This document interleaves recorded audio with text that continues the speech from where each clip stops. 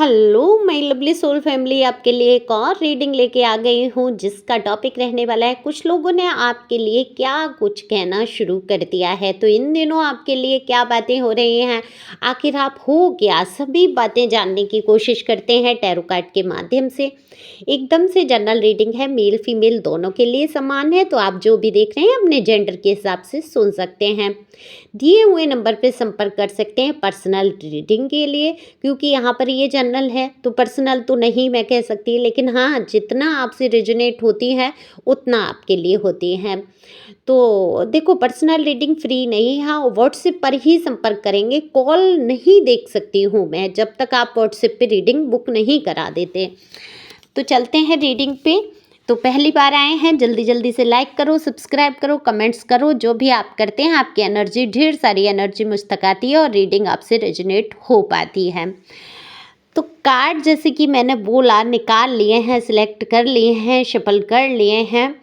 तो कुछ लोगों को, है ना, कुछ लोग जो हैं, कुछ लोगों का मतलब आप समझ ही गए होंगे, ये कुछ लोगों में से कौन लोग आ जाते हैं। कुछ लोग जो आप में बेहद इंटरेस्ट रखते हैं, वो चाहे जलन के कारण, दिलचस्पी जो लोग लेते हैं आपसे, आप में सॉरी आप आपसे नहीं, आप में दिलचस्पी जो रखते हैं, जो इंटरेस्ट रखते हैं आपकी लाइफ में क्या हो रहा है क्या नहीं हो रहा है, दरअसल ये आपके लिए अब क्या कुछ कह रहे हैं, इन्हीं का खुलासा होगा। तो ये कौन कौन है आप अच्छी तरीके से जानते होंगे, किसको आपसे जलन है, कौन आपके पीछे पड़ा रहता है हमेशा, कौन आपसे मीठी मीठी बातें करके और फिर पीठ पीछे आपकी बुराइयां करते हैं। तो सारा कुछ आप जानते ही हैं, पहले से आपके मन में है, तो उन्हीं के बारे में बात हो रही है। तो देखो, अगर मैं बात करूं कि आखिर आप क्या हो, आप एक सुलझे हुए विचार के व्यक्ति यहाँ पर मुझे नजर आते हैं। मेल हैं या फीमेल हैं, आपके विचार बहुत सुलझे हुए हैं, आप चीज़ों में उतना उलझना नहीं चाहते हैं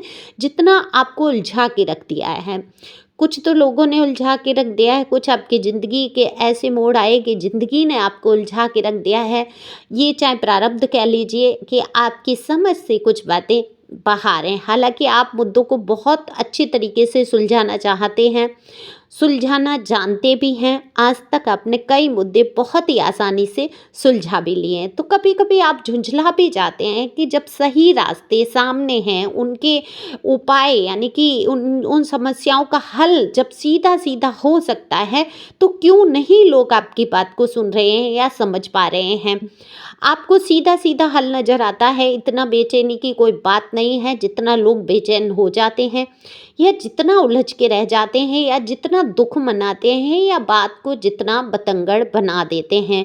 तो आप हमेशा इस बात को लेके परेशान रहे और उलझन में फंसते चले गए, या ये कह लीजिए कि आपको जानबूझ के उलझाया गया। सीधा डिसीजन लेना नहीं चाहते थे लोग, समझना आपको नहीं चाहते थे लोग, तो आपके लाख समझाने के बावजूद भी आपको समझा नहीं गया। तो वहाँ आपका झुंझलाना या क्रोधित होना लाजमी था, लेकिन क्रोध से कुछ काम तो बनते नहीं हैं, बिगड़ ही जाते हैं। हालांकि आपने ऐसा कोई क्रोध नहीं किया जिससे काम बिगड़ जाते हैं। आपने बहुत मुद्दे सुलझाए हैं अपने जीवन के, बहुत कुछ आगे आकर अब बढ़ चुके हैं आप। तो अब आखिर आप हो क्या चीज़, ये प्रश्न तो जहन में सबके ही उठता है कि आप कौन सी मिट्टी के बने इंसान हो। क्या ऐसा है आपके अंदर जो आप जल्दी से हील हो जाते हो, इतनी परेशानियों में फंसने के बावजूद भी आप अचानक से कैसे अपने आप को कंट्रोल कर लेते हैं, उस दुख में अपने आप को कैसे संभाल लेते हैं। ये प्रश्न सबके मन में आता है कि आखिर आप हो क्या। तो आप एक सुलझे हुए विचार के व्यक्ति हैं जिसका हृदय जो है बहुत ही साफ है, बहुत स्पष्टवादी, बहुत ही साफ सुथरे चलने वाले। देखो, जिसने अपने जीवन से गंदगी को साफ कर दिया, अपने जीवन को सही रास्तों पे ले आया, जिसने अध्यात्म की राह पकड़ ली। अध्यात्म की राह से वो मतलब नहीं आप 3-3 घंटे बैठ के पूजा के माला के जब एक जगह कर रहे हैं, घंटियाँ बहुत बहुत देर बजा रहे हैं, और दिमाग में वो दूध उबल गया, वो पानी फैल गया, वो बच्चा क्यों रो गया, अरे उसको देख लो, अच्छा ये आ गया, इसका हिसाब कर देते हैं और माला का जाप वहाँ पर पूजा है। मैं ये बनावटी नहीं कहती हूँ, क्योंकि ईश्वर तो ये कहते हैं मजाक में भी कोई मेरा नाम लेता है तो मैं उसे तार देता हूँ। तो कोई चाहे बनावटी में नाम ले रहा है, चाहे कुछ भी कर रहा है, उसकी साधना को हम गलत नहीं बता सकते हैं, लेकिन अध्यात्म में और पूजा पाठ में यही अंतर है। तो मैं यहाँ पूजा पाठ की बात नहीं कर रही हूँ, मैं यहाँ आध्यात्मिक बात कर रही हूँ कि अंदर से जो आप ईश्वर से, परमात्मा से जुड़े हुए हैं, कहीं न कहीं संसार ईश्वर का बनाया हुआ है, तो आपकी सोच ऐसी हो गई है कि ईश्वर की बनाई हुई हर चीज़ खूबसूरत है। चाहे वो इंसान हो, चाहे वो परिस्थितियाँ हों, चाहे वो लोगों की कितनी भी कड़वी बातें हों, तो वो अब आपको कहीं न कहीं कड़वी बातें अमृत सी लगती हैं। आपको पता है कि एक कड़वाहट, एक जीवन में बुरी घटना कुछ न कुछ आपके लिए अच्छा लेकर आएगी, क्योंकि आपने बहुत बड़ी-बड़ी घटनाओं से आप गुज़रे, ऐसे-ऐसे दुःख से, ऐसे-ऐसे परेशानी से आप गुज़रे, जहाँ टूट कर बिखर जाना लाज़मी था। लेकिन जिस कदर आपने अपने आप को समेटा है, कहते हैं ना कि जो शीशा एक बार टूटता है और जो जो बिखरता है उसको समेटना कितना मुश्किल होता है, लेकिन आप बखूबी जानते हैं समेटना, बखूबी। आपने एक-एक टुकड़े को चुन-चुन के ऐसे सँभाला है कि उसका देखो कहीं आपको घाव भी नहीं नज़र आएगा अब आने वाले टाइम में ना आप इतने मजबूत हो जाओगे कि आपसे टकराने वाला घायल हो जाएगा, क्योंकि आपने वो टुकड़े टुकड़े तो संभाल लिए हैं, लेकिन कहीं न कहीं वो टुकड़े चुभने वाले हैं। अब सामने वाला जिसने आपको तोड़ा, उसको आप चुभेंगे। तो वो लोग जो है आपके लिए यही बातें करते हैं कि आपकी लाइफ में तो कुछ तो अच्छा हो ही रहा है, कुछ ना कुछ या तो आपको कहीं से सपोर्ट मिल रहा है, कहीं कोई आपके जीवन में आ गया है, आप अकेले कैसे इतना मजबूत हो सकते हैं, आप अपने आप को कैसे संभाल सकते हैं। ये आपके पार्टनर या आपसे जो जलने वाले हैं या जो भी विपरीत आपके चले हैं, उनकी ऐसी सोच है। तो उन्होंने कहना शुरू किया है कि ये इस पे तो कोई प्रभाव नहीं पड़ता, ये तो भाई बहुत मजबूत इंसान है और ये इसको परवाह नहीं है किसी की, लापरवाह कह रहे हैं आपको। द फूल का कार्ड जो बता देता है, जिस प्रकार से बुद्धिमानी रखते हुए आप, है ना, एक यंग एनर्जी में आगे बढ़ रहे हैं, वहाँ पर आपको लापरवाह कहा जा रहा है, लापरवाह कह रहे हैं आपको। तो इन्होंने अब आपको क्या कहना शुरू किया लोगों के बीच में बदनाम करने के लिए कि आप लापरवाह हैं, लेकिन आप लापरवाह इंसान नहीं हैं। आपको सब कुछ पता है, वो दर्द के दिन आप भूले नहीं हैं, वो कष्टों के दिन भूले नहीं हैं, वो अपमान आप भूले नहीं हैं। आज आप स्वाभिमानी हो गए हैं, आपको पता है किन लोगों ने आपका अपमान किया है, किन लोगों ने आपका दिल तोड़ा है। अभी तक क्या था, आप प्यार मोहब्बत में बह रहे थे, आपके साथ बुरा हो रहा था, आपको आपको नीचा दिखाया जा रहा था, आपका अपमान किया जा रहा था, फिर आप फिल्मी अंदाज में बस बहे जा रहे थे, नहीं नहीं हाय मेरा जानू बाबू सोना ये या जो भी है, आप बहे जा रहे थे। लेकिन अब आपने देखा कि आपको कैसे इस्तेमाल कहूँगी, आपके दिल को, आपके दिमाग को, हर तरीके से आपको कैसे इस्तेमाल कर लिया इन लोगों ने।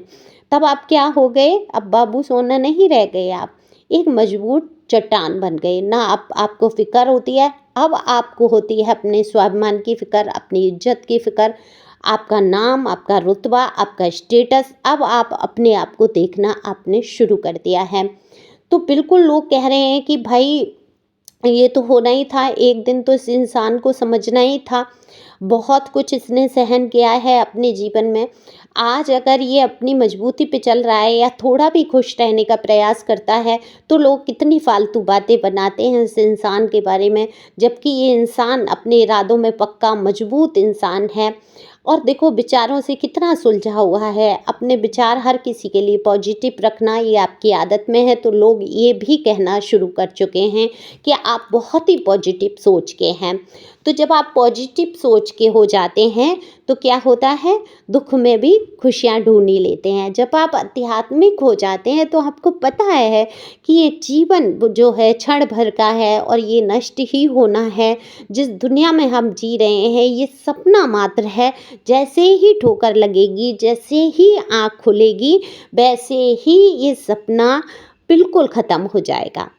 तो ये ठोकर कब लगती है और आँख कब खुलती है, जब हम अध्यात्म में चले जाते हैं, जब ईश्वर से हम कनेक्ट हो जाते हैं, उस दिन हमारी आँखें खुल जाती हैं और हमें हर चीज़ एक सपना जैसी नज़र आती है कि ये थोड़े समय का भ्रम है, ये बिल्कुल थोड़े समय की बातें हैं। ये लोग ये जो हमारे साथ जीवन से जुड़े हैं, ज़रूरी नहीं है ये हमें फिर पलट के कभी मिलेंगे। ये सिर्फ बातें रह जाती हैं, पूर्वजन्म किसी को याद रहता है, किसी को नहीं रहता है।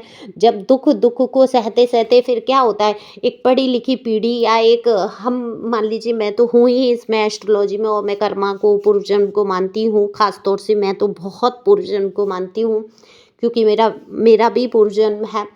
तो देखो, लेकिन कहीं न कहीं जब बहुत सारे दुःख आते हैं तो बहुत सारे लोग इसी बात से बहल जाते हैं कि हमारा तो पुराना कर्मा है, हम हील हो रहे हैं, परेशान। अब कहीं हद तक ये सोचना सही भी है और ये सच भी होता है, लेकिन हमेशा ऐसा कैसे हो सकता है कि एक अच्छा इंसान पूर्व जन्म में इतना बुरा करके आया कि उसके साथ इतना बुरा हो रहा है? ये तो एक प्रश्न उठता है, भई मेरे भी मन में उठता है। मुझे जब अपना याद था पिछले जन्म में, तो पिछले जन्म में तो मैं बहुत ही मतलब उच्च शिखर पे थी और किसी का बुरा नहीं किया मैंने। है ना? और फिर यहाँ आके कैसे हो गया, तो भाई कुछ लोग तो नए कर्मा भी क्रिएट करते हैं, नए कर्मा करते हैं। डिवाइन सोल उनके जीवन में आती हैं, उनको राह दिखाती हैं, उनको पथ भटकने से रोकती हैं, है ना? फिर वो उन डिवाइन सोल्स को दुःख देते हैं, तकलीफ़ देते हैं, क्योंकि अपना नया कर्मा क्रिएट कर रहे हैं, या उनको ये ईश्वर ने बना के भेजा है कि भई इस डिवाइन सोल को समझाओ कि तुम ही नहीं हो इसके लिए। इसका अपना अधूरा कर्मा है, जो ईश्वर से लगन है, जो अध्यात्म की लगन है, इसको कभी नहीं होगी अगर तुम प्यार मोहब्बत में इसको रखोगे। तो फिर लोग क्या करते हैं, आपकी बुराइयाँ करते हैं, आपको दुःख देते हैं, दर्द देते हैं, आपको आगे बढ़ाने के लिए। तो कहीं न कहीं उनको नमन, है ना? मैं तो नमन करती हूँ, मेरे जीवन में जो भी मुझे कष्ट पहुँचाने के लिए आए, उन सभी का शुक्रिया अदा करती हूँ। शायद अगर वो आज नहीं होते तो मैं अपनी वैल्यू को कभी भी नहीं पहचान पाती। तो ये बहुत बड़ी बात है कि हमारा रास्ता क्या है, हमारी जो लाइफ का पर्पज क्या है, सोल पर्पज क्या है हमारा। जब हम ये जान लेते हैं तो हमें किसी से बैर भावना नहीं होती। तो लोग ये सोच में पड़ जाते हैं और कहना शुरू कर चुके हैं कि आखिर आप चीज़ क्या हो, आपकी सोच कैसी ऐसी है, आप दुनिया से अलग क्यों हैं। क्योंकि ऐसे लोग जो हैं, जो अध्यात्म में होते हैं, वो निराले होते हैं, तो आप निराले हो। आपकी सोच जो है प्रैक्टिकल हो चुकी है। आप पहले बहुत इमोशनल थे, आप प्रैक्टिकल वे में आ चुके हैं, अपने आप को बहुत मजबूत कर चुके हैं, लेकिन आपकी सोच बिल्कुल निराली है, दुनिया से बिल्कुल अलग है। तो भाई बताना ज़रूरी है एनर्जी किसकी है, सुपर डुपर एनर्जी में आप हैं। इस टाइम आप बहुत स्ट्रांग हो चुके हैं, बहुत अपने आप को संभाल लिया है।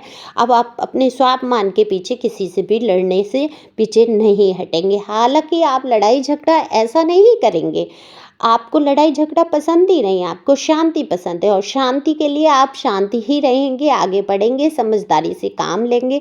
लोग तो आपके लिए कुछ ना कुछ हमेशा ही कहते आए हैं और कहते रहेंगे। तो 4 लोग तो आपकी फ़ेवर में बात कर रहे हैं। बस 4 लोगों ने कहना शुरू किया है कि आप अपने आप में आ चुके हैं, आप बहुत सुलझे हुए व्यक्ति हैं, आप एक मजबूत इरादे के व्यक्ति हैं। आप जो भी हैं, मेल फीमेल दोनों की बात हो रही है। आप अपनी ज़िम्मेदारियों को बखूबी समझते हैं, रिश्तों को निभाना आप बखूबी समझते हैं। अब वो बात और है कि आपको रिश्ते ही इतने ख़राब मिले हैं, जो निभाना ही नहीं चाहते हैं आपको, तो उस कारण ही आपकी लाइफ से वो रिश्ते जाते हैं। इसमें आपकी कोई गलती नहीं है। तो लोग समझने लगे हैं कि आपकी गलतियाँ नहीं थीं। तो ये सबसे बड़ी खुशी की बात है। आप इसी प्रकार से मजबूत बने रहें, खड़े रहें, डटे रहें मैदान में। और अगर किसी को बहुत आवश्यकता हो तो पर्सनल रीडिंग लीजिए। पर्सनल रीडिंग फ्री नहीं है, लेकिन देखो बहुत कुछ आप समझ पाते हैं, बहुत सारी बातें जान पाते हैं अपने पर्सनी के बारे में। कई लोग आपको धोखा दे रहे होते हैं, उससे आप बाहर आ सकते हैं। कई लोग नाटक कर रहे होते हैं, प्यार का दिखावा कर रहे होते हैं और आप समझ नहीं पाते हैं, तो वहाँ वो भी प्रश्न जान सकते हैं, नाटक है या सच में ये प्यार है। तो जो भी कार्ड बताते हैं वही निकल के आता है। तो पर्सनल रीडिंग पर फ्री नहीं है। तो thank you for watching my channel. Thank you Anjal, thank you God, thank you प्यारी व्यूअर्स।